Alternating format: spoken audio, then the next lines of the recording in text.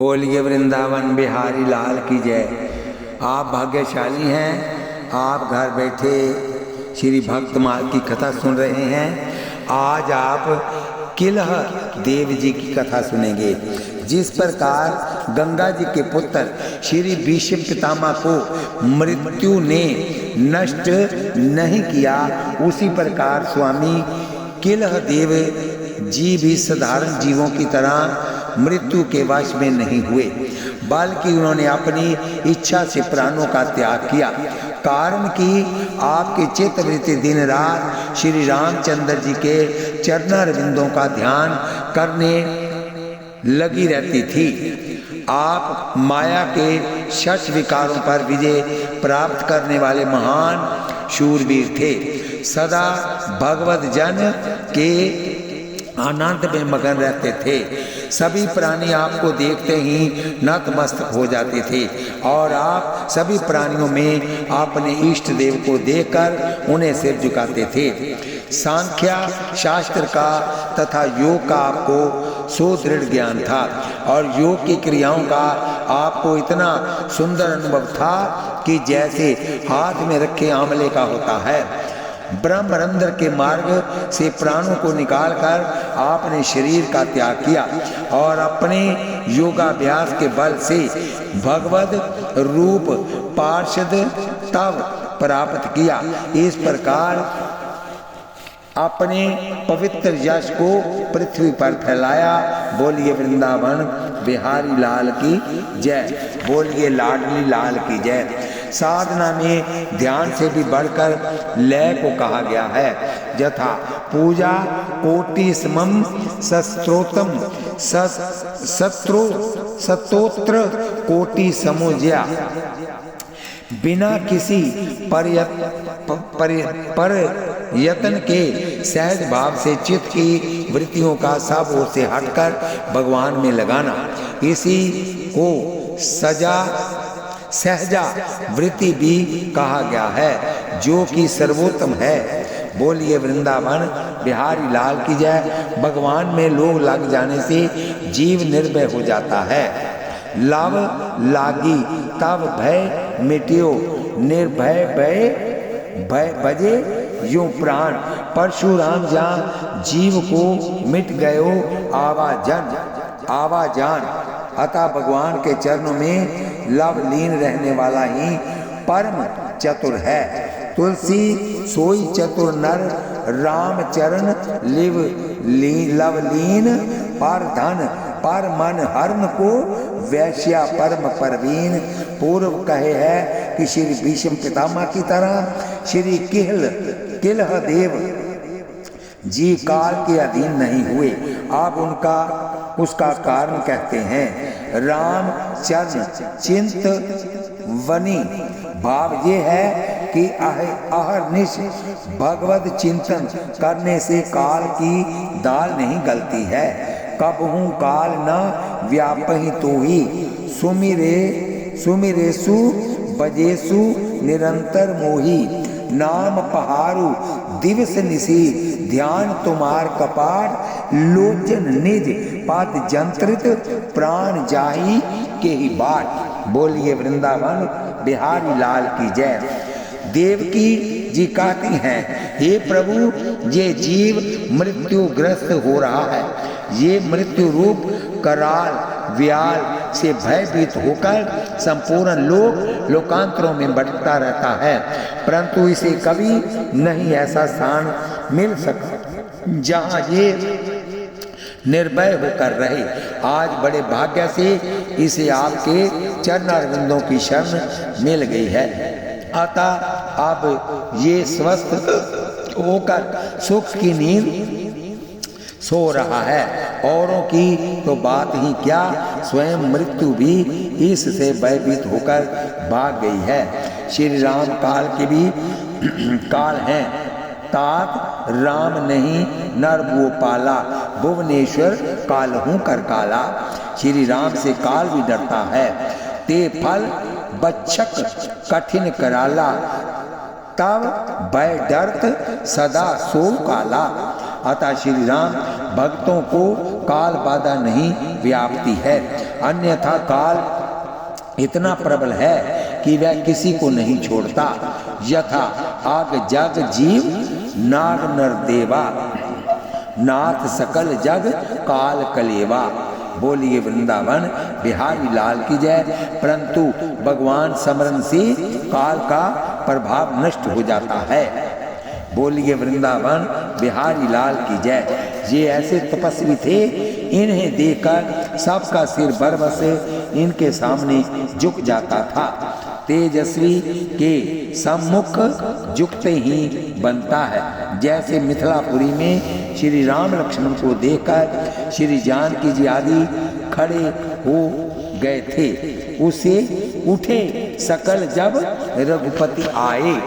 यह श्री राम लक्ष्मण के अपरिमित तेज का स्वाभाविक सत्कार था।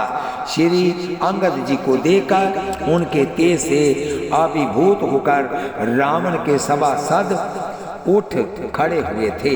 यथा उठे सभासद कपि कहु देखी। श्री सुखदेव जी को देखकर बड़े बड़े ऋषि मुनि खड़े हो गए थे। यथा पुनः दूसरा भाव ये कि ये अन्य नए भाव से सबको प्रणाम करते थे। बोलिए वृंदावन बिहारी लाल की जय।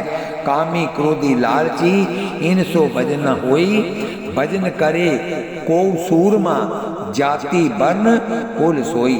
भजन बल से संसार रिपु को जीतने वाला ही सच्चा शूरवीर है। बोलिए वृंदावन बिहारी लाल की जय। ये भजन जन्य आनंद के भागीदार थे। भजनानंद इनके हिस्से में पड़ा हुआ था। जिसके हिस्से में जो वस्तु पड़ जाती है वह उसे बरबस मिलती है। भजनानंद का हिस्से में पड़ना बड़े सौभाग्य की बात है। जैसे श्री हरि राम व्यास जी के छोटे पुत्र श्री किशोरदास जी के भाग्य में तिलक छाप वंदनी पड़ी थी। ये भजनानंद किसके हिस्से में पड़ता है, इस पर श्री ब्रह्मा जी कहते हैं। अन्यथा भजन करना बहुत ही कठिन है। बोलिए वृंदावन बिहारी लाल की जय। श्री किल्हा देव जी के पिता गुजरात प्रांत में थे, वहीं उनका शरीर छूट गया। वे विमान पर बैठकर भगवान के धाम को जा रहे थे। उस समय किल्हा देव जी मथुरापुरी में विराजमान थे और समीप में ही राजा मान सिंह भी बैठे थे। आकाश में विमान पर पिताजी को जाते हुए देखकर आप उठ खड़े हुए। प्रणाम और स्वागत करते हुए आपने कहा, बहुत अच्छा बहुत अच्छा। पिताजी ने आशीर्वाद देकर आभार प्रकट किया कि तुम्हारे पुण्य प्रभाव से मैं भगवत धाम को जा रहा हूँ। राजा मान सिंह ने पूछा कि प्रभु आपने किसके साथ वार्तालाप किया? आप बोले, कैसे बताऊं, बताने की बात नहीं है। जब राजा ने हठ किया तो सब बात अपने बतला दी। सुनकर राजा आश्चर्य में पड़ गया, उसे विश्वास नहीं हुआ। उसने दूतों को भेजकर खबर मंगवाई। सच्ची बात सुनकर राजा को पश्चाताप हुआ कि मुझे अविश्वास नहीं करना चाहिए था। राजा ने किल्हा देव जी को साष्टांग दंडवत करके उनके उपदेशों को स्वीकार किया। वह संतों में विश्वास करने लगा और माना कि मेरे बड़े भाग फले हैं जो ऐसा सत्संग प्राप्त हुआ। श्री किल्हा देव जी ने अपने पिता को दिव्या देह धारण कर दिव्या विमान पर बैठकर आकाश मार्ग से भगवत धाम जाते हुए देखा। इससे जनाया गया कि आपको दिव्य दृष्टि प्राप्त थी, अन्यथा प्राकृत नेत्रों से दिव्य दर्शन असंभव है। बोलिए वृंदावन बिहारी लाल की जय। बोलिए लाडली लाल की जय। भगवान गीता में कहते हैं, हे अर्जुन, तुम मुझको अपने प्राकृत नेत्रों से देखने में निसंदेह समर्थ नहीं हो, अतः मैं तुमको दिव्य नेत्र प्रदान करता हूँ। उनसे तू मेरे स्वभाव को और योग शक्ति को देख। दिव्य दृष्टि प्राप्त हो जाने पर त्रिकाल एवं त्रिलोक कर्त लगत अमलक के समान सुस्पष्ट दिखाई देने लगता है। अतः केहल देव जी ने देख लिया, परंतु दिव्य नेत्रों के अभाव में मान सिंह को कुछ नहीं दिखाई पड़ा। और जब कीलह देव जी ने बताया तो उन्हें अत्यंत आश्चर्य लगा और पता लगाने के लिए अपना आदमी भेजा। बात सत्य थी ही, अतः संत के वचन में संदेह रूप अपराध हो जाने के कारण मान सिंह को बहुत पश्चाताप हुआ। इसलिए उन्होंने श्री केल्हा देव जी के चरणों में साष्टांग प्रणाम कर बार बार क्षमा याचना की। इस पर दृष्टांत काशी नरेश का। इन्होंने श्री कबीरदास जी के वचन में संदेह किया था, बाद में बहुत पछताए और उनका बड़ा भारी प्रायश्चित किया। बोलिए वृंदावन बिहारी लाल की जय। श्री केहल देव जी श्री राघवेंद्र सरकार के चरण चिंतन में इस प्रकार लीन रहते थे कि उनका मन एक क्षण के लिए भी इधर उधर नहीं जाता था। इसी से आप मृत्यु के वश में नहीं थे। इनका एक नवीन चरित्र सुनिए। इनके मन में आया कि समय हो गया है श्री सीताराम जी की सेवा करूं। पिटारी में फूलों की मालाएं रखी थी। माला निकालने के लिए जैसे ही आपने पिटारी में हाथ डाला, तैसे ही एक महाविषधर सर्प ने हाथ में काट दिया। दयावश आपने उसे भूखा जानकर उनके सामने फिर हाथ कर दिया कि फिर काट लीजिए। इसी प्रकार आपने 3 बार कटवाया। चौथी बार उसने काटा ही नहीं और पिटारी से निकल आया। अतिथि सर्प को संतुष्ट करके आपका हृदय आनंदित हुआ। उस सर्प के विष का आपके ऊपर थोड़ा भी प्रभाव नहीं हुआ। कारण ये कि आप सदा भगवत रूप माधुरी रस का पान किया करते थे। जब आपको भगवत धाम जाने की इच्छा हुई, तब आपने संतों का समाज एकत्रित किया। सभी नाम संकीर्तन कर रहे थे, तब आपने साधु मंडली के बीच में विराजमान होकर ब्रह्मरंध्र से प्राणों को त्यागा। जोगी लोग ये देखकर तथा सुनकर आश्चर्य से चकित हो गए। इन चरित्रों को सुनकर भक्तिमय जीवन धारण कीजिए। बोलिए वृंदावन बिहारी लाल की जय। बोलिए लाडली लाल की जय। एक बार के विषधर सर्प के सूंघने मात्र से प्राण पखेरु उड़ जाते हैं, परंतु यहाँ तो 3 बार काटने पर भी कुछ भी प्रभाव नहीं पड़ा। इसका कारण श्री कबीरदास जी बताते हैं, हमारे गुरु दीनीक जरो जो जरी, कहा कहिए कचुकात न आवे, अमृत रस ही बरी, या को मर्म न को पावे, अति ही अमोल खरी, याही ते मुहि प्यारी लागे, लेकर गुप्त धरी, मन भुवंग और 5 नागनी, सुंगत तुरत मरी, डाइन एक सकल जग खायो, सो देखी डरी, त्रिविध विकार ताप तन नासी, दुर्मति सकल हरि, या सिमरन सो मृत्यु प्राणी। और कहा वपुरी निशिवासर, मैं कहूँ कबहू ना बिसरों पाल छिन धरी, घरी घरी कहत कबीर, भयो घर निर्मल सब ही व्याधि टरी। भाव ये कि भगवत भजन के प्रभाव से काल व्याल का विष तो व्यापता ही नहीं, फिर सामान्य सर्प की तो बात ही क्या। टीकाकार श्री प्रियदास जी कहते हैं, सदा रस पीजिए। भाव ये कि आप निरंतर प्रभु ध्यान में मग्न रहते थे, अतः सर्प के विष का प्रभाव नहीं पड़ा। बोलिए वृंदावन बिहारी लाल की जय। यथा मन तह जय रघुवर वैदेही, बिन मन तन दुख सुख सुधि के ही। एक दृष्टांत सुनिए इसके बारे में। एक बार एक बादशाह ने अपने निजी हकीम से कहा कि विष की ऐसी गोलियां तैयार कीजिए जिसके सूंघते ही प्राण निकल जाएं। हकीम ने वैसी ही 100 गोलियां तैयार की। बादशाह ने उन सब गोलियों को अपने निजी गुलाम सेवक को देकर कहा कि ये विष की गोलियां हैं, इन्हें जतन से रखो।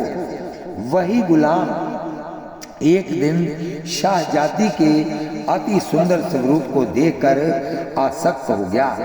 अब वह उसके विरह से में रात दिन दुखी रहने लगा। फिर एक दिन उसने विचार किया कि शहजादी से मेरा मिलना तो त्रिकाल में असंभव है और विरह दुख सहा नहीं जाता है, अतः इससे अच्छा तो मर जाना ही है। यथा मरिएरी मरी जाइए छूट परे संसार, अहमद ऐसो हो मरे दिन में 100 बार। ये विचार कर उसने जहर की एक गोली खा ली परंतु नहीं मरा। तब दूसरी खाई फिर भी नहीं मरा। फिर एक एक करके सभी गोलियां खा डाली परंतु तब भी वह मरा नहीं। कुछ दिन बाद बादशाह ने जब उस गुलाम से जहर की गोलियां को मांगा तब वह हाथ जोड़कर बोला, हजूर वह तो मैंने सब खा डाली। ये सुनकर बादशाह को बड़ा आश्चर्य हुआ, परंतु हकीम को बुलवाकर गुलाम का वृत्तांत कहकर पूछा कि तुमने कैसी गोलियां बनाई। तब अनुभवी हकीम ने बहुत सोच विचार कर कहा कि हजूर गोलियों में कोई कसर नहीं थी, इसका चित्त कहीं अटका हुआ है, अतः इस पर उनका प्रभाव नहीं पड़ा। बादशाह ने कहा इसका निश्चय कैसे किया जाए। तब हकीम ने कहा सुंदर चित्रकार को बुलाया जाए। चित्रकार आया, उससे कहा गया कि तुम बादशाह के संपूर्ण जनाना खाने का चित्र बनाकर इसे दिखाओ। चित्रकार ने एक एक चित्र करके सब के चित्र बनाकर उस गुलाम को दिखाए। जब उसने शहजादी का चित्र दिखाया तो उसका चित्त स्वस्थ हो गया। बस उसी क्षण उसका शरीर भस्म हो गया। इस दृष्टांत का तात्पर्य ये कि जब लौकिक रूप में तन में होने से विष का प्रभाव नहीं व्यापता है तो भला जिसका मन निरंतर आचिंत्यांत सौंदर्य माधुर्य सुधा सिंधु भगवान श्याम सुंदर के रूप में लगा है उसको उनको काल बाधा व्याप्त ही कैसे सकती है। श्री शिव जी, श्री प्रहलाद जी, श्री मीरा भाई जी आदि इनके ज्वलंत उदाहरण है। एक समय की बात है कि किल्हा देव जी मथुरापुरी में आए हुए थे। श्री जमुना स्नान करके एकांत में भगवत दर्शन ध्यान कर रहे थे। उसी समय दिल्ली के बादशाह का मथुरा में आगमन हुआ। सेना फौज व्यवस्था में लगी थी। रास्ता साफ किया जा रहा था। सब लोग तो हट गए परंतु ध्यानावस्थित होने के कारण श्री किल्हा देव को कुछ खबर ही नहीं थी कि बाहर क्या हो रहा है, अतः वह समाधि में अचल ही बैठे रहे। किसी सिपाही ने जाकर बादशाह से शिकायत की कि हजूर एक हिंदू फकीर रास्ते में बैठा है। हम लोगों ने बहुत शोर शराबा किया परंतु वह तो सुनता ही नहीं। यमन बादशाह ने रंज में आकर कहा कि उसके माथे में लोहे की कील ठोक दो, अभी समाधि खुल जाती है। दुष्ट सेवकों ने वैसा ही किया, परंतु आश्चर्य, श्री प्रभु की कृपा से भक्ति के तेज से वह लोहे की कील इसके सिर का स्पर्श होते ही गलकर पानी बनकर बह गई। यह चमत्कार देखकर सेवकों ने बादशाह से जाकर कहा। वह डर कर स्वामी से उतरकर नंगे पांव दौड़कर आपके चरणों में पड़कर बारंबार क्षमा याचना करने लगा।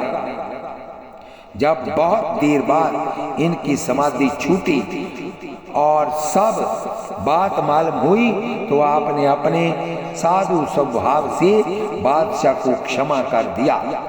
परम समर्थ होकर भी ऐसे अद्भुत क्षमाशील थे श्री किल्हादेव आचार्य जी। बादशाह ने आपको अपने यहाँ कभी पधारने का निवेदन किया। आपने कभी किसी समय आने की स्वीकृति दे दी। हठ धर्मी जवन बादशाह बलाल हिंदुओं को मुसलमान बना रहा था। सभी हिंदू मिलकर श्री किल्हादेव जी की शरण में गए। श्री किल्हादेव जी हिंदुओं को आश्वासन देकर स्वयं जोग बल से बादशाह के दरबार में उपस्थित हुए। बादशाह चूंकि आपके प्रभाव से परिचित था, अतः उसने बड़ा स्वागत सत्कार किया। भोजन के संबंध में बादशाह ने पूछा कि आप स्वयं बनाएंगे या मैं किसी ब्राह्मण रसोइये से बनवा दूं। आपने कहा कि ठीक है, ब्राह्मण से ही पवित्रता पूर्वक बनवा दो। ये पूछे जाने पर कि आप क्या पाइएगा, आपने कहा कि खिचड़ी बनवाओ। ब्राह्मण ने चूल्हा चिताया, चावल दाल अमनिया किया और जब दोनों को मिलाकर जल में छोड़ने का विचार किया तो चावल दाल दोनों अलग अलग हो गए। और ये क्रिया एक बार नहीं, बार बार हुई।